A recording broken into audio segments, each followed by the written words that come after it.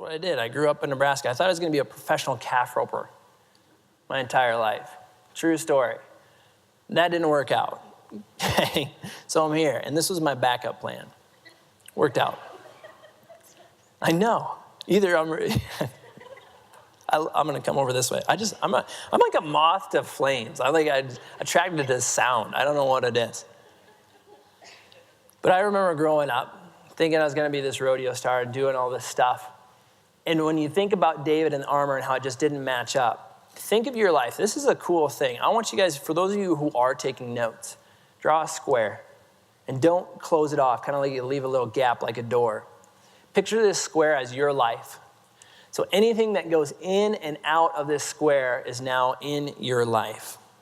It's called the doorman principle. How many of you have ever heard of it? Oh, I'm going to sound really smart today. This is going to be a good day. Here we go. So the doorman principle. It's not mine. Okay, I heard it from someone else. Most of the time when people are speaking about stuff, it's not their original material anyway, so let's just get that out of the way. It's right below in the handbook about how you have to agree with the guy with the microphone in the one slide. It's right underneath, even smaller print. True story. Thank you, Joy. So when you think about it, totally lost my train, but not, it was so funny I lost my space. Like, now we got to stand, now this is awkward. Are you guys okay? Are you sure? Because it's kind of awkward up here. All right, keep going. I haven't lost anybody. Is it okay so far? Okay, I like that. Thank you. I like to ask feedback in the middle of it. Well, wow. What? Are you kidding me? Whew. They're winning. I'm sorry, you guys. You're all really, really attractive, so we got to go off sound. Like, that's just how we go. But then things don't match up. So you're looking at your life, and the doorman is there, and it has a code of ethics. It has like the guest list of who's allowed in your life and who's not. And on that list are core values: honesty, integrity, trustworthiness. And the doorman sits there to serve, to send people away or let people in. And I will tell you this: when you let somebody in your life who doesn't match up with your core values, is it hard or easy to get them out of your life?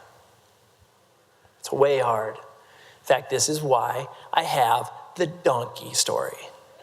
Yes, we just went there, okay? So growing up in Nebraska, I remember I was a sophomore in high school, and I worked for a guy named Duke. And you'll never meet Duke. That's a sad thing in and of itself. So moment of silence for never meeting Duke. Moment of silence. That was almost silent, but we'll take the moment. But literally, Duke was a very, very unique human being. He never came inside, basically. He was always outdoors. He's the most hardworking person, minus my dad, that I've ever met and came in contact with. So what Duke's job basically is that I worked for him in the summers in the hayfield, and then during the winter, he helped manage about 700 head of cattle. So that's 2,800 legs. That's a lot of things to manage, okay? Cow has 4 legs, 700 times 4. Some of you guys got it. You guys must be in IT or math or something. Accounting? No, or just easy. It was easy math for me too. I know, that's as hard as it's gonna get. Stay with me. So when you go into this, he would run 700 head of cattle. And this was weird because cattle always they're pregnant or they're having babies or they were just weird, snot hanging out of their mouth. Cows are a weird animal. So anyway, I remember one day, I showed up at Duke's place, and one thing about Duke too is I never saw him without a cigarette. Literally, I think he must have something against breathing oxygen. He hates it. So he was always smoking.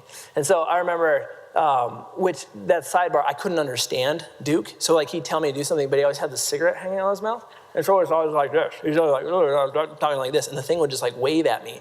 And so we came up with this thing where if I had to go mow hay in the north hay field, at least he would point the cigarette to the north direction. Because basically all I did was mow hay. So anyway, he would point the cigarette in the right direction of the field. And then that is false. Didn't happen. Okay, I got really convicted there. That was a lie. I apologize. Okay, so back to the donkey. So I show up at his house. And I kid you not, there's this donkey. There's a donkey in his yard, tied up to his post. And I'm this is the most random thing ever. It's literally if you guys were to go out and all of a sudden an elephant is sitting outside the room. That's how weird, out of place it was.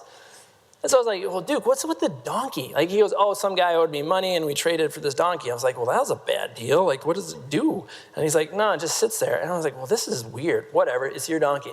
So lo and behold, Duke put this donkey in this pasture with these cows. And it was in the winter. They were feeding on these corn stalks or whatever. And a couple weeks before, so the donkey was out there, for a few months, and I remember showing up one day, and a couple weeks prior, we had this cow that was just dead. It was dead in the middle of the pasture, and no reason for it. And I'm like, this is really weird. Where it was coyotes, where she just foundered, all this weird stuff. Like I said, cows are weird. So apparently they just fall over and die. But we couldn't figure it out. So one morning we were out doing chores, and all of a sudden we look up in this field, and over this hill, here comes this cow. Dead run. And cows aren't built to run. They are ugly. Cows are ugly creatures. Snot. You guys know when they eat, their tongue literally goes up their nose. How many of you guys have seen that? That's gross. How many of you guys are secretly wishing you could do that? Anybody? Okay, just me. Okay, that was awkward. So anyway, this cow comes bellowing. That's the term. When you describe a creature, because the sound they make. It's not a hoot, like an owl, and a hoot's an adjective for having a good time. Oh my gosh, did you guys believe karaoke? That was a hoot. That's the same thing. No, a cow, you know what they describe a cow as? Bellowing. Bellowing. That's a cow. It's an ugly sound. And so this thing comes up over the hill bellowing. And snot's flying, and it's cold in the winter. And we're like, oh my God, what's the deal? Guess who's right behind that cow? The donkey. Of all things, this donkey comes 9-0 over the hill, chasing this cow, and literally gets it to where it stops and bites it in the back of the neck and is doing this weird thing. I can't do it here. I signed a waiver at the front. I can't show you. It was weird. Just that thing you guys are picturing in your head right now. Yes, weirder. I promise. So anyway, I saw Duke come unglued. And I've seen Duke come unglued before. Literally would throw wrenches and stuff. But Duke came unglued. He's like, Jeff, get in the Ranger. And then pointed the cigarette at the pickup. And so I jump in the 1984 Ford Ranger. So Duke gets in, and then literally I'm right here. Duke is here. I'm in here. And we're in this little pickup.